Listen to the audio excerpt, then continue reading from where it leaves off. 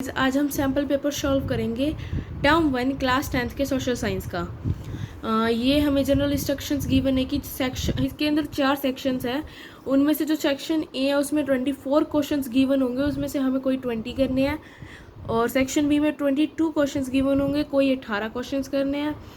Section C में हमें 12 questions given होंगे जो कि केस स्टडी क्वेश्चंस होंगे, जिसमें आपको पैराग्राफ आएगा, उसके नीचे उससे रिलेटेड क्वेश्चंस आएंगे और उनमें से हमें कोई 10 ऑप्शन मतलब दो MCQ टिक करने हैं। और सेक्शन डी में हमारा आएगा मैप वर्क, 2 क्वेश्चंस आएंगे उसके। ठीक है, तो अब सेक्शन ए के पहले क्वेश्चन पे आते हैं। Who among the following was the founder of Young Europe underground secret society in Berne? A है गिसिपी गैरिबल्डी, बी है गिसिपी मैजिनी, सी है काउंट कैवर, डी है ओटो वन बिस्मार्क। तो इसका सही आंसर है गिसिपी मैजानी। क्वेश्चन 2 है which of the following was the result of Act of Union 1707? A है यूनिफिकेशन ऑफ जर्मनी, बी है unification of the Kingdom of Great Britain, C है unification of Italy, D है unification of Vietnam. तो इसका option B is right answer. आप पहले sample paper को solve कर लीजिएगा, उसके बाद इनके आंसर्स मैच कर लीजिएगा। तो क्वेश्चन 3 पे आते हैं अब हम सेक्शन ए के। Identify the correct statement with regard to the Zollverein from the following option. A. It was a coalition of Prussian states formed to manage political alliances. Its aim was to bind the Prussia politically into an association. Option C. It was a custom union at the initiative of Prussia. Option D. It had to awaken and raise national sentiment in Europe. तो option सी सही है, क्योंकि ज़ोल्वरिन एक custom union थे और वे Prussia या फिर Germany उनको इनिशिएट करते थे। Question 4 which of the following countries were involved in the 3 wars with Prussia and ended with victory of unification of Germany? Austria, Poland and France, B है Austria, Denmark and France, C है Austria, Turkey and France, D है Austria, England and France. इसमें देखो Austria और France सारी जगह same है, बस याद रखना डेनमार्क। ठीक है, तो option B is right answer. अब हम आते हैं क्वेश्चन 5। क्वेश्चन 5 गिवन है identify the ideology under which people demanded freedom of markets in early 19th century Europe. इसका ऑप्शन ए है रोमांटिसिज्म, बी है लिबरलिज्म, सी है सोशलिज्म, डी है rationalism.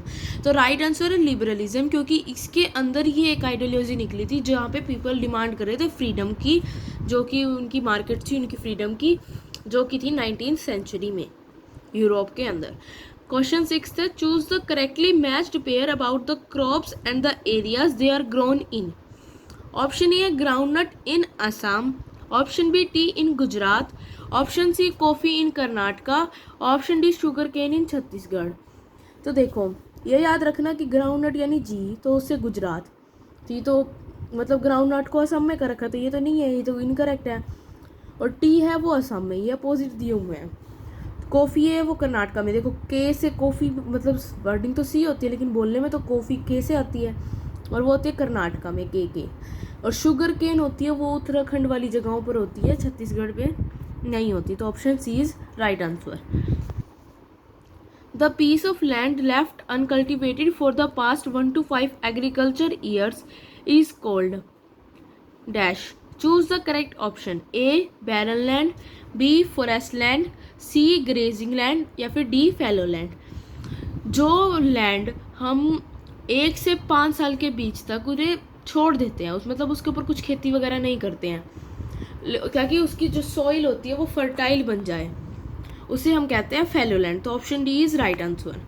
Question 8 Which one of the following conferences was convened to discuss environmental protection and socio-economic development at the global level in 1992? हमें conference पूछिए, या आपको याद हो तो जो आपके जियोग्राफी में चैप्टर 1 है उसमें गिवन है, जो वो हमारी कॉन्फ्रेंस थी रियो डी जनेरियो अर्थ समिट, जो कि 1992 इन मंथ ऑफ जून। तो इसका राइट आंसर क्या हो जाएगा? Option C. In 9th question India has land under a variety of relief features. Which of the following feature ensure perennial flow of some rivers, provide facilities for tourism and ecological assets? अब river आपको पता है कहाँ से निकलती है, mountain से, tourism, हम वहाँ पे घूमने वगैरह भी जाते होते हैं, जैसे जम्मू कश्मीर है, वहाँ पे पहाड़ी इलाका है, हिमाचल प्रदेश में पहाड़ी इलाका है, तो इसमें आएगा माउंटेन्स। और आप इनकी परसेंटेज भी याद रखना, आपकी बुक में गिवन है। प्लेन्स की परसेंटेज होती है 43, प्लेट्यूज की होती है 27%, माउंटेन्स की होती है 30%, क्योंकि इनके ऊपर परसेंटेज के ऊपर भी क्वेश्चन आ सकता है। क्वेश्चन 10th है, which one of the following human activities has contributed significantly degradation. अब एक बार डिफोरेस्टेशन से तो पता डिग्रेडेशन होता है, लेकिन एक पहले को देख के स्टिक नहीं करना चाहिए, पहले सारे पढ़ने चाहिए। तो ऑप्शन बी गिवन है क्रॉप रोटेशन। क्रॉप रोटेशन से तो पता है डिग्रेडेशन नहीं होता, लेकिन लैंड कंजर्वेशन होता है। शेल्टर बेड से भी लैंड कंजर्वेशन होता है, प्लोइंग से भी, क्योंकि प्लोइंग से तो हम खेती वगैरह होता है, लेकिन डिफोरेस्टेशन पेड़ को काट रहे हैं, उससे तो लैंड डिग्रेडेशन ही होता है। ठीक है, तो अब हम आते हैं हमारे 11th क्वेश्चन पर। Which one of the following countries adopted majoritarianism in the constitution? A Nepal, B India, C Sri Lanka, D Bangladesh. आपने सिविक्स के चैप्टर 1 पावर शेयरिंग में देखना, उसमें लिखा हुआ है, टॉपिक का नाम ही है मेजोरिटेनिज्म इन श्रीलंका, क्योंकि आपकी बुक में गिवन है कि श्रीलंका को मिल चुका है। अभी इन तीनों को, इंडिया, नेपाल और बांग्लादेश को मेजोरिटी कॉन्स्टिट्यूशन में नहीं मिला है, लेकिन श्रीलंका को मिल चुका है। क्वेश्चन 12 है, identify the significant reason of power sharing from the following options. A reduces socio economic conflicts, B provides ethnic cultural development, C allows people to enjoy specific rights, D restrict supremacy of one party. तो इसका answer A है, reduces social economic conflicts. सबसे ज़्यादा power sharing करती है, जो हमारे conflicts होते हैं, जो हमारे मतलब मतभेद होते हैं, उन्हें कम करती हैं। क्वेश्चन 13 आता है, apart from the central and state government, Belgium has a third type of government as well. Identify this third type of government. Third type of government तो आपको पता ही होगा, कम्युनिटी गवर्नमेंट होती है। क्वेश्चन 14 है, which of the following countries is an example of coming together federation. हमने federalism chapter में पढ़ा था कि इसके 2 पार्ट्स होते हैं, कमिंग टुगेदर और होल्डिंग टुगेदर। कमिंग टुगेदर में थे यूएसए, स्विट्जरलैंड एक्सेट्रा, और होल्डिंग टुगेदर में थे इंडिया, श्रीलंका, बेल्जियम, ये सारे थे कमिंग में। सॉरी, ये सारे थे होल्डिंग में, लेकिन कमिंग में कौन थे? USA, Switzerland. तो ऑप्शन यूएसए वाला ठीक होएगा, C option is right. Question 15 है, why is the power sharing amongst different organs of government called as horizontal distribution of power? Identify the correct reason. अब देखो, हॉरिजॉन्टल वैसे आपको पता है क्यों बोला जाता है? क्योंकि देखो, ये हॉरिजॉन्टल मतलब हॉरिजॉन्टल लाइन ये होती है, ये वाली ऐसे लाइन होती है, इसमें बोलते हैं कि ये जुडिशरी, ये लेजिस्लेटिव और ये एग्जीक्यूटिव, ये तीनों इक्वल सेम पोजीशन पे होते हैं, तीनों का सेम ही लेवल होता है, इसलिए इन्हें बोलते हैं कि हॉरिजॉन्टल में। वर्टिकल में आपकी लिस्ट आ जाती है, सबसे पहले आती है यूनियन लिस्ट, उसके बाद आती है स्टेट लिस्ट, इसके बाद आती है कॉन्करेंट, इसके बाद आती है रेजिड्यूरी। मतलब सबसे ज़्यादा पावर यूं आगे बढ़ती है, लेकिन हॉरिजॉन्टल में सेम लेवल पर रहती है। तो अब इसके ऑप्शंस पढ़ते हैं। It gives judiciary more power than legislature and executive, ये तो हमने पढ़ा है कि वो सबको सेम पावर मिलती है, तो ये तो नहीं होएगा। It allows different organs of government to be placed at the same level. Same level पे कह दिए ना कि भाई सेम लेवल पे बैठा जाता है, तो ये वाला ऑप्शन ठीक है। आंसर क्वेश्चन 16 है, in India's federal system the central and the state governments have the power legislate on all those subjects which are included in the A union list, B state list, C concurrent list, D residuary subjects. Union list में सिर्फ वो आता है जो कि central government में होता है, मतलब सेंट्रल गवर्नमेंट काम करती है जिन सब्जेक्ट्स पर। स्टेट में स्टेट की गवर्नमेंट काम करती है। और जो ऑप्शन सी है कॉन्करेंट लिस्ट, इसमें सेंट्रल भी करती है और स्टेट भी करती है, इसलिए ये वाला सही है। रेजिड्यूरी में सेंट्रल करती है मेन, ठीक है। तो हमने तो पूछा है कि सेंट्रल और स्टेट कौन से दोनों किस में काम करते हैं, उसमें कॉन्करेंट लिस्ट में। क्वेश्चन 17 है, which of the following states of India enjoy special powers under article 371A of the constitution of India. इसमें देखो, ऑप्शन ए है नागालैंड, बी है राजस्थान, सी है हिमाचल प्रदेश, डी है तमिलनाडु। इसका सही आंसर है नागालैंड, और इनके साथ 3 और स्टेट्स हैं, असम, अरुणाचल प्रदेश और मिज़ोरम। इन चारों को मिला हुआ था, तो ये वैसे नहीं है, आर्टिकल हटा दिया गया। वैसे इनको मिला हुआ था कि ये स्पेशल स्टेट्स हैं, या फिर इन्हें स्पेशल पावर्स दी हुई हैं इंडिया के अंदर। क्वेश्चन 18 है, which one of the following is an example of primary sector. Primary sector में एग्रीकल्चर आता है यानी फार्मिंग। बैंकिंग टेरिस्ट्री की होगी, आउटसोर्सिंग भी टेरिस्ट्री की होगी, और ये बैंकिंग और सॉरी ये बेकिंग है, ये बैंकिंग है, ये दोनों ही मतलब तीनों ही बाकी सारे उसके है। बेकिंग हमारा आ गया सेकेंडरी का, आउटसोर्सिंग और बैंकिंग आ गए हमारे टेरिस्ट्री का, और फार्मिंग है हमारे प्राइमरी का, और हमें प्राइमरी ही पूछा था। अच्छा, विच of the following measures the proportion of literacy rate in the 7 and above age group. जो 7 और 7 से ज़्यादा उम्र के हैं उन्हें उनकी मतलब जो उनके लिटरेट मतलब इन्हें पढ़ाया जा रहा है उन्हें उसको क्या कहते हैं हम?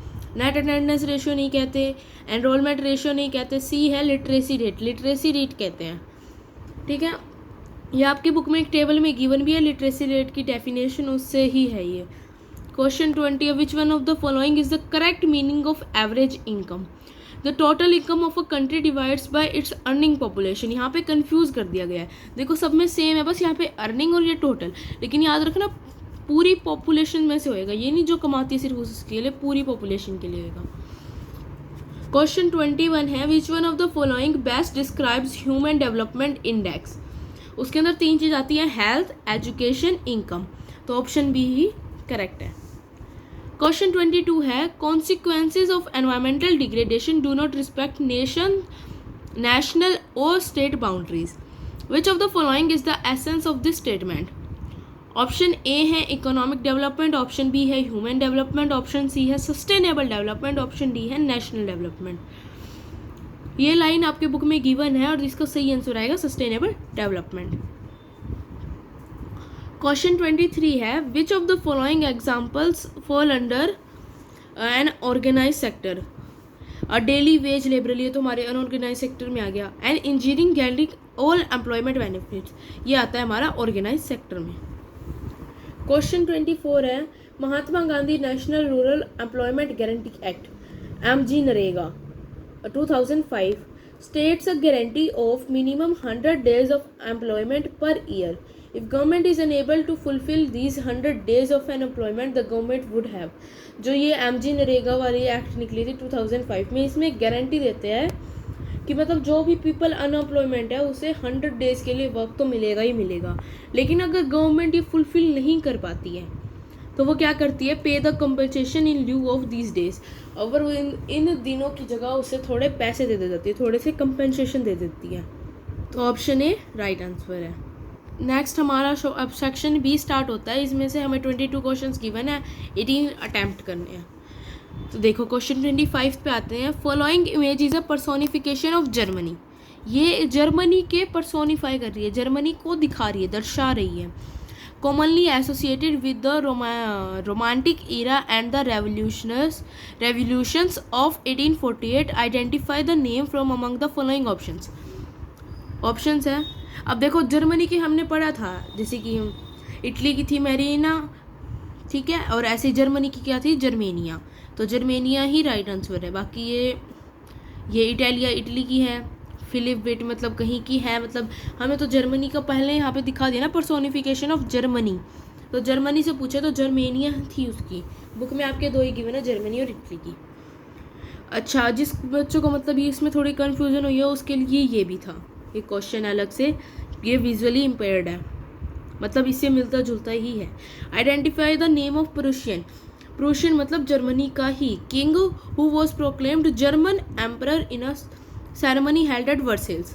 वर्सेल्स में जब सेरेमनी हुई थी तो उसमें एक किंग था जर्मनी का, तो वो किंग कौन था, वो था केसर William 1।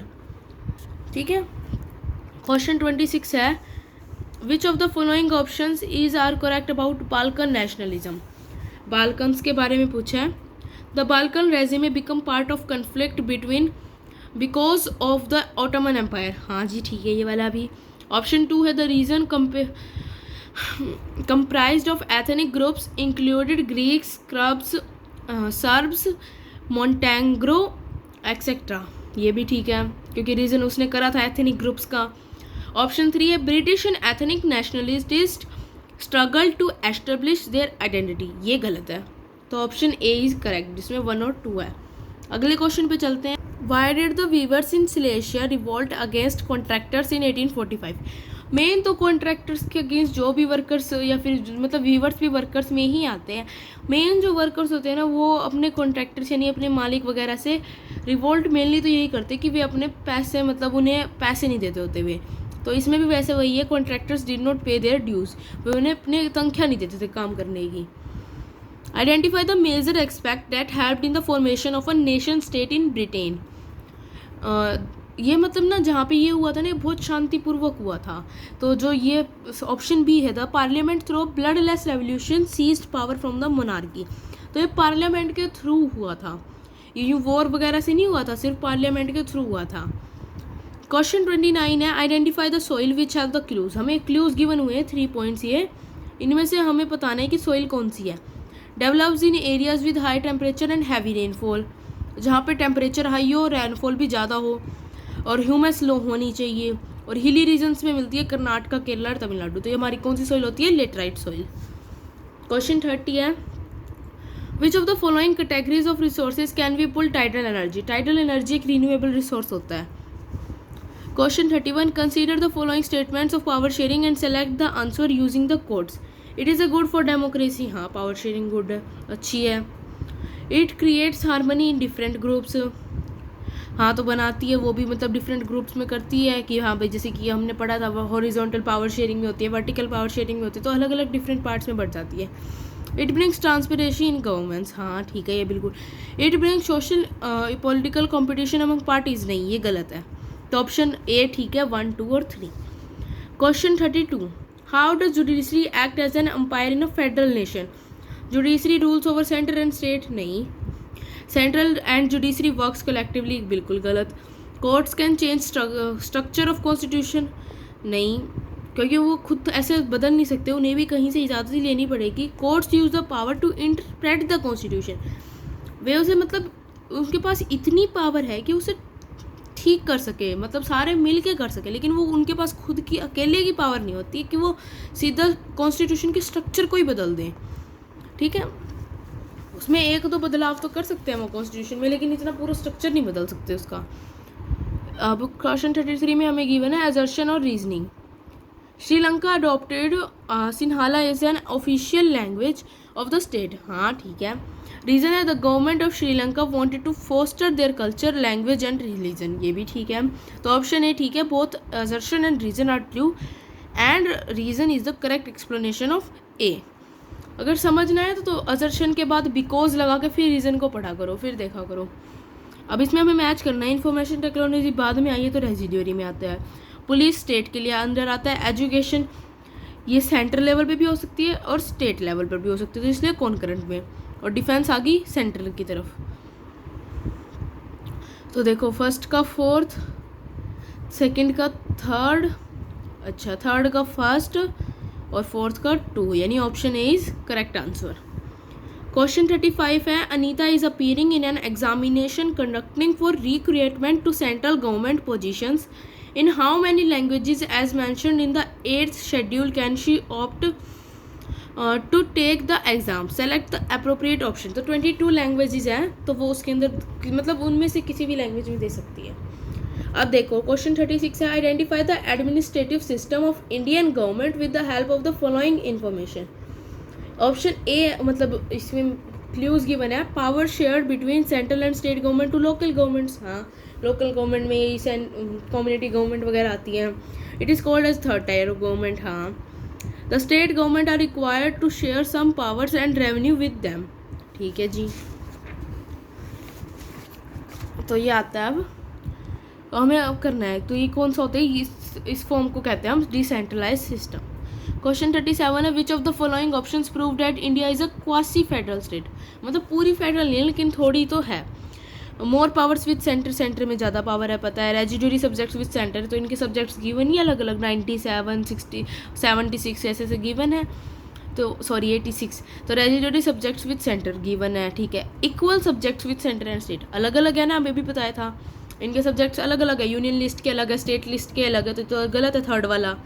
4th currency and railways with centre, हाँ तो 1st, 2nd और 4th, option B is correct answer. Question 38 है, identify the correct statement about the theory of federalism in the Indian constitution. The constitution declared as India as a union of states, सही है। Sharing of power between the union government and the state government is basic the structure of the constitution, ठीक है। It is easy to make changes to this power sharing arrangement, गलत। The parliament can on its on change this arrangement, बिल्कुल गलत। तो first and second यानी option A is correct answer. Question 39 है, two statements are given in the question below as assertion and reasoning. Assertion and reasoning given है हमें भी। Human development mentions how many social economic development has happened in a country, ठीक है। Comparison of national income of two countries explain human development index, नहीं, ये तो average income दिखाता है। तो ये A is true and R is false, ठीक है। क्वेश्चन 40 है, choose the correct option from the following. Options given होंगे, देखो कोरियर टेरिशरी सेक्टर में आता है, फिशरमैन किस में आता है, प्राइमरी सेक्टर में, कारपेंटर सेकेंडरी में, ट्रांसपोर्टर टेरिशरी में, तो कोरियर ही ठीक है। अब हमें डाटा गिवन है, हमें इसे केयरफुली पढ़ के मोस्ट अप्रोप्रिएट आंसर देना है, ठीक है। ये टेबल गिवन है, Rita is an employ of a multinational company who get transfer to different countries after every 3 years of service. हर 3 साल बाद उसकी कंट्री बदलती रहती है, क्योंकि वो काम करने जाती है तो वो काम कंपनी वाले उसे शिफ्ट कर देते हैं। She has been given an opportunity to choose any one out of the 3 country. Country A B C given है, उसे अपॉर्चुनिटी मिली है कि वो इन तीनों में से किसी एक कंट्री को चूज़ करे, ठीक है। तो उसे mention in the table above as her next job location, ठीक है, ये ABCD। She calculate average income, उसने सबकी एवरेज इनकम कैलकुलेट करी, ठीक है। All of this countries as per the capital chooses to be transfer to country A. अब देखा उसने कि कंट्री ए में सबसे ज़्यादा है एवरेज इनकम, तो उसे लगता है कि वहाँ पे ज़्यादा इनकम मिलेगी, इसलिए उसने कंट्री ए में जाने की मतलब चॉइस की। तो उसको रीज़न बताओ कि रीता ने क्यों करा, क्योंकि has most equitable distribution of equal. अब देखो पास पास ही नहीं है इसकी इनकम, कहाँ यहाँ 500 है, कहाँ वहाँ 8,000 बन रहे, कहाँ 5,000, कहाँ 1,000, कहाँ 15,000, कहाँ 4,000 और कहाँ 25,000, अलग अलग जगह की। इसमें मोस्ट सब पास में ही है, मतलब वो कहाँ भी रह ले उसको सबको जगह वही मिलेगा, तो इसका आंसर सही है आप option B. Vijay is under nourished, has weight is 45 kg and his height is 1.78 meters, find out his body mass index.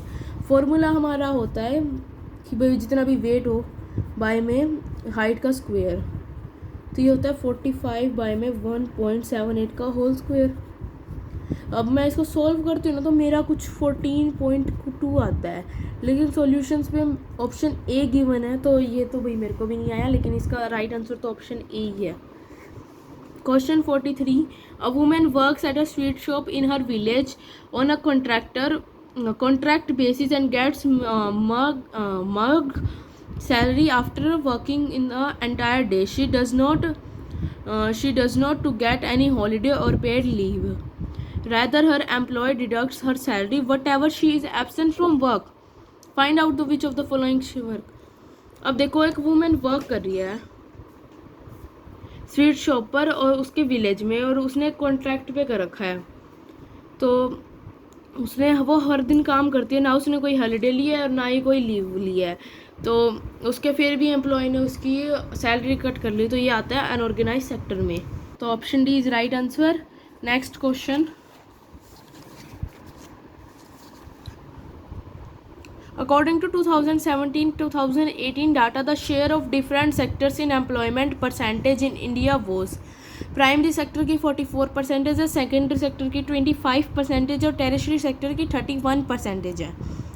तो out of the 3 sectors why did the ratio of employment in primary sector high. जो देखो सबसे ज़्यादा primary sector में है percentage. Select the most suitable option for the following. Workers in the primary sector are under employed. Low job opportunities in secondary sector, नहीं। Efforts of labour are not equivalent in all the sectors, नहीं। Outsourcing of job opportunities in the secondary sector, ये भी गलत है। तो option A is right answer, क्योंकि वहाँ पे ज़्यादातर लोगों को, अब क्या जियोग्राफी में आपने पढ़ा भी था चैप्टर 4 में कि 2/3 ऑफ द पॉपुलेशन है वो एग्रीकल्चर में ही है, तो मतलब सबसे ज़्यादा उसको वो एम्प्लॉयमेंट अगर वो और कहीं पे नहीं मिलती, डिस्गाइज्ड एम्प्लॉयमेंट भी करते हैं वे यहाँ पे। 2 स्टेटमेंट्स असर्शन और रीजनिंग फिर आ गई है। तो असर्शन है crude oil reserves in the entire world are depleting, we need to find a sustainable substitute for it, तो ये सही है। Oil and petrol prices are increasing day by day, ये भी सही है, लेकिन अब बिकॉज लगा के पढ़ते हैं. Crude oil reserves in the entire world are depleting, we need to find a sustainable suitable substitute for it because oil and petrol prices are increasing day by day. तो ए और are true है, लेकिन are correct explanation नहीं है ए की. 46 है. A man is employed for food processing where he has to do a lot of manual work. His wife and daughter also helped him to work on the farm every day. Which type of employment is this an example? तो इसको ये है एक disguised employment. ठीक है. और section C पे आ गए हैं केस स्टडी क्वेश्चन पे. देखो पहला गिवन है, Grimm fairy tales is a familiar name of Germany. The brothers Jacob and William Grimm were born in the Germany city of Hannover. While both of them studied law, they soon developed an interest in collecting old folk tales. They spent 6 years traveling from village to village, talking to people and writing down fairy tales which were handed down through the generations. These were popular both among children and adults.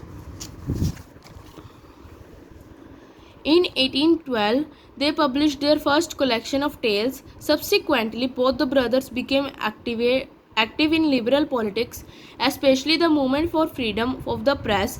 In the meantime, they also published a 33-volume dictionary of the German language. The Grimm brothers also saw French domination as a threat to German culture and believed that the folktales they had collected were expressions of a pure and authentic German spirit. They considered their projects of collecting folktales and developing the German languages as part of the wider effort to oppose French domination and create a German national identity. तो question 47 आता है, why did the Grimm brothers give us a tale a readable form without changing their folkloric character? Choose the correct option for the following. तो option A है, the collection enjoyed wide distributed in Germany, तो यही ठीक है. Question 48 पे आते हैं. The impact of literacy contributions of Grimm brothers was wide spread. Identify the best suitable option depicting the same from the following. Option A है development of cities and towns, नहीं. Option B है setting up of new political parties, बिल्कुल नहीं. Option C है promotion of ethnic belonging, यही सही answer है. Question 49 है, find the fill in the blanks from the given options. The work of the Grimm brothers influenced and inspired people to collect tales. They believed in a spirit of dash and considered it essential for the reflection of national identity. तो ये जो folk tales वगैरह होती है ये culture को दर्शाती है, तो कल्चरलिज्म. क्वेश्चन 50 है, why the foreign domination was considered a threat to national building. Select the best suitable. nation को क्या दर्शाती है? exploitation of natural resources, नहीं. erosion of natives के बारे में आ रहा है. violence and mass killing of people, लोगों को मारना के नेशनल बिल्डिंग दिखाएगी. न्यू डिजीज को भी नेशनल बिल्डिंग नहीं दिखाएगी, तो ऑप्शन बी करेक्ट आंसर है. क्वेश्चन 51 है, how were the Germans able to connect with their culture? With reference to the above context, infer the appropriate option.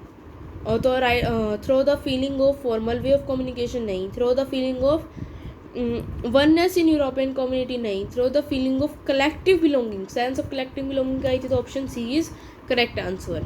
Question 52 assertion and reasoning है.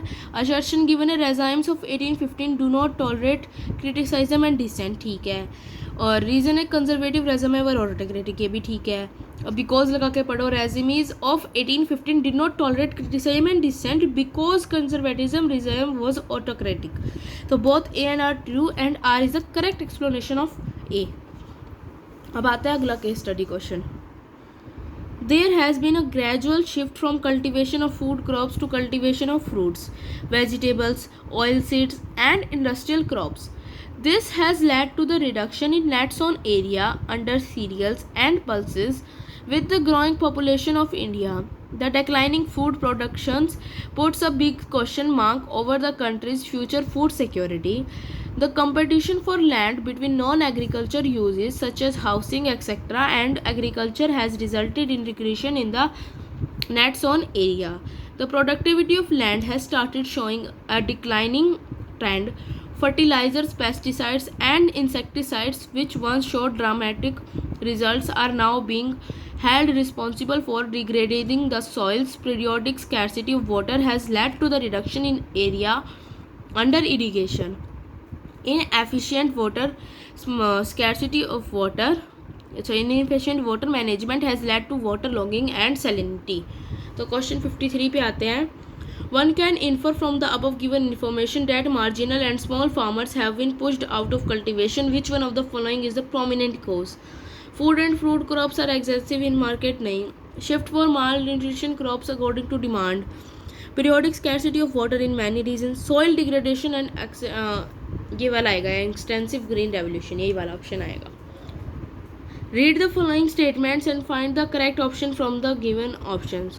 Option मतलब 1 given है. Indian farmers are diversifying their cropping pattern. हाँ तो ये ठीक है. They are shifting production from cereals to fruits vegetables. सही है. Jute is a high demand in Indian market. ठीक है, ये ठीक नहीं है क्योंकि हमें इस पैराग्राफ के अकॉर्डिंग देना है. Read the following statements and find the correct given option. तो मतलब ये भी उसी में से निकाली हुई है, तो फिर ये जूट की हाई डिमांड नहीं है, तो 1 और 2 ठीक है. According to the information given above वहाँ पे जो केस स्टडी में गिवन हुई है, there has been reduction in the net sown area under cereals and pulses. क्योंकि वहाँ पे देखो सीरियल्स और पल्सेस को इसलिए हटा रहे थे और होल फ्रूट्स वेजिटेबल्स को इसलिए हटा रहे थे क्योंकि वो ज़्यादा इनकम कमाने को देते. तो availability of more profits from commercial crops. Commercial crops वही होती है जो बेचने के लिए होती हैं, सेल्फ प्रॉफिट के लिए होती है. तो ये वाला ऑप्शन ठीक है. क्वेश्चन 56 है. Fertilizers, pesticides and insecticides which once shows dramatic results are now being held responsible for degrading the soil. Infer the positive effects of these inputs noticed earlier from the following statements. So statements given है, हमें इसको solve करना है. तो option A है, these inputs have shown increased outputs and productivity. हाँ ज़्यादा productivity दिखाते हैं. फर्टिलाइजर, पेस्टिसाइड्स हम HVY सीड्स का यूज़ करते हैं तो उसमें दिखाते हैं ना. ठीक है, अच्छा तो ये वाला आंसर ठीक है. क्वेश्चन 57 है. There are states in India which are using fertilizers, pesticides in. सबसे ज़्यादा यूज़ होता है ये हरियाणा और पंजाब में. ठीक है. क्वेश्चन 58 है. Food production provides the base for food security and is a key of determinant of food availability. Why it is trend shifting towards industrial crops. Choose the correct option in reference to the context. देखो अभी मैंने बताया था कि बहुत ज़्यादा income या फिर बहुत ज़्यादा कमर्शियल यूज़, तो to fetch more income and high earnings. अब हमें मैप गिवन है, हमें मैप से सॉल्व करना है. ठीक है, ये मैप गिवन ए है पंजाब में और बी है असम में. ठीक है, तो क्वेश्चंस करते हैं. लास्ट ही पेज आ गया है. तो on the political map of India A is marked as dam. A किस में था? पंजाब में. तो पंजाब में इन सब में से है भाकर नागल. ठीक है. ऑन द फॉलोइंग मैप में भी मैंने बताया था वो असम दिखा रहा है. अगर इन दो में से दोनों नहीं आते तो हमारे पास दो और हैं. विजुअली इम्पेयर्ड क्वेश्चंस हैं. देखो 59. विच of the following dam is located in Uttarakhand. Uttarakhand में थैरी डैम है और सबसे ज़्यादा प्रिंसिपल सीरियल क्रॉप का है rice. Thank you for watching. Please like and subscribe it.